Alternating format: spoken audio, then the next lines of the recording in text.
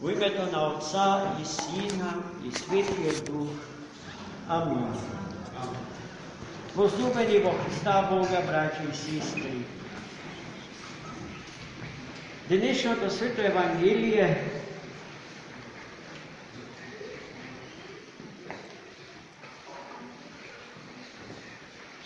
ми се чини ке можам најдобро да го објаснам ако почнам со една мисла на светиот старец Јосиф Исихаст од Света Гора Атоска, изречена во разговорот со неговиот добар брат, пријател, другар и соподвижник Арсений,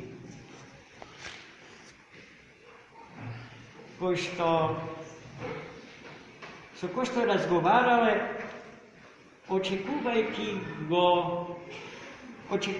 ја својата смрт, за која што од Богородица мајка бил известен, дека ќе се случи во тој ден, кога двајцата старци разговарале на зајдисот.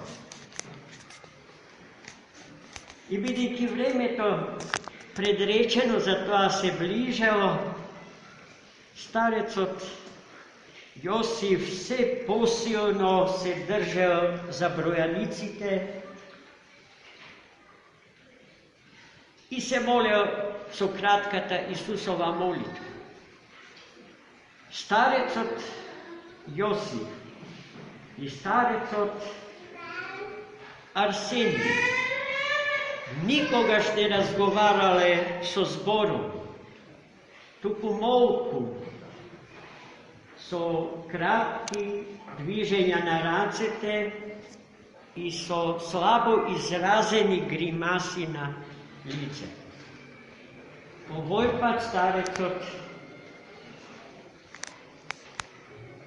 Арсений го прашал старецот Јосиф: старче, зашто ти сега, кога твојот живот се приведува кон крај, толку жестоко се, молитвено се заземаш за спасението на сите луѓе и на сиот свет, за твое лично спасение и за спасението на твоите собраќа? А старецот Јосиф Исихаст одговори: Господ не им суди на луѓето онака, како што луѓето си судат себе си и на други. Одговорот на ова кажување на старецот Јосиф го бараме во денешното евангелско читиво и го наоѓаме.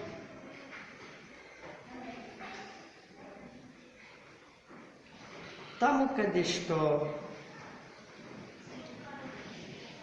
Христос се среќава со еден млад, новомошен, учен правник од еврејската синагога во Ерусалим. И кој што даде му приоѓа на Христа со прашање соблазнително, искушувачко: Учителе благ, се зборовите со кои што му се обратил на Христа. И веќе првите зборови се зборови над кои што треба добро да се замислиме, поради што самиот Христос го праша: зошто ме нарекуваш благ, зошто ме нарекуваш добар, ако знаеш дека само еден Бог е таков и тоа? Тоа му го кажа на младиот еврејски правник Христос, затоа што знаеше дека тој не верува во Христа како во Бог, а го нарекува благ, што е соблазнител. I potom Godoreće svoje popraša. Što treba da napravim, za da se steknem so život večer? Centralno prašanje. Prašanje što se koji od nas si go postavila pred sebe si, ako je barem troška česen vo svoj život i vo svoj odnos kon Boga, kon lugeto i kon svetu. I Hristos mu kaže, дека treba da gi ispolni site zapovedi zapišani во Dekalogu, во 10 Božji zapovedi. За да нема забуна, Христос му ги кажа сите 10 заповеди. А младиот правник, откако чу, му рече: Господи, јас сето тоа го практикувам од младини, од раѓање. Туку треба ли уште нешто покрај тоа да направам, за да се стекнам со живот вечен? И тогаш Христос го кажа тоа што е најблиску до одговорот на прашањето за старецот Јосиф Исихаст, зошто Бог не им суди на луѓето, по луѓето што си судат себе си.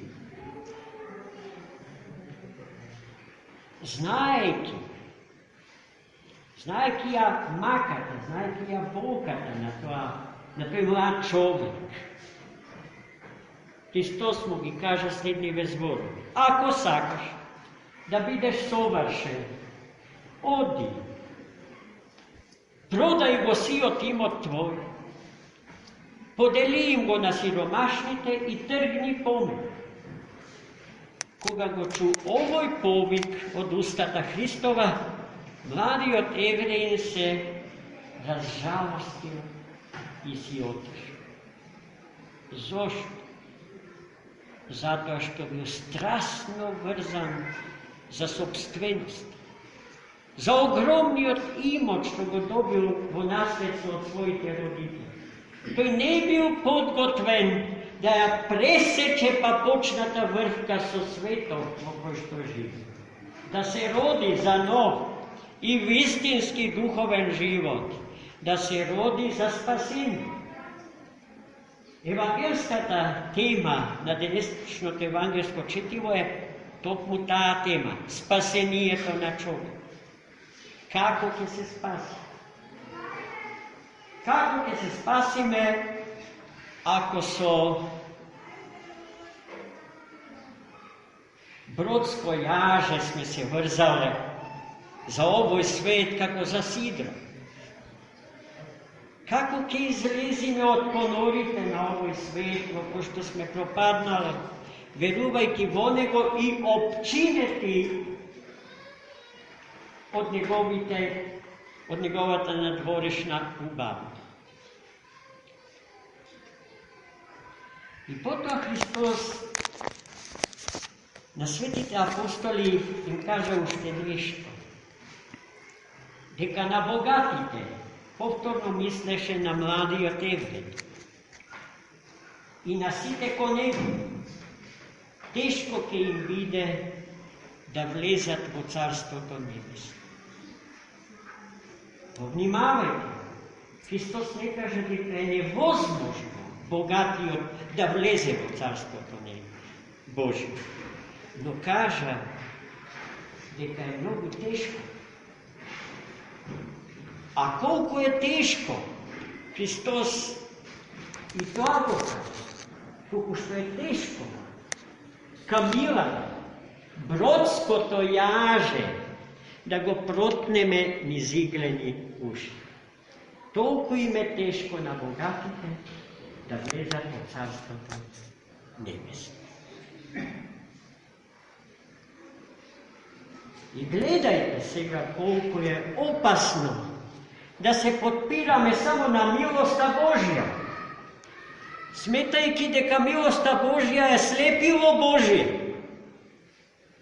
Од преголема милост кон нас тој ќе ги заборави сите наши понорни падови и ќе не изравни со сите и со најсветите, со најпаднатите и обрат.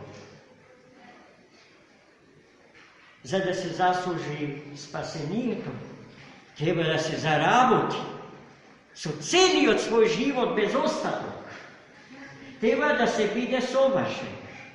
А совршенството, до кое што треба да израстеме, не е совршенството на кој било човек меѓу нас, туку на Отецот Небесен. Гледајте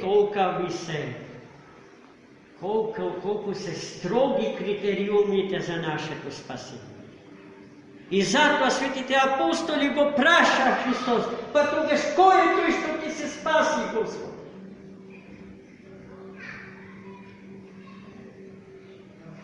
На ова прашање го чувме најубавиот одговор што само Господ може да ни го даде.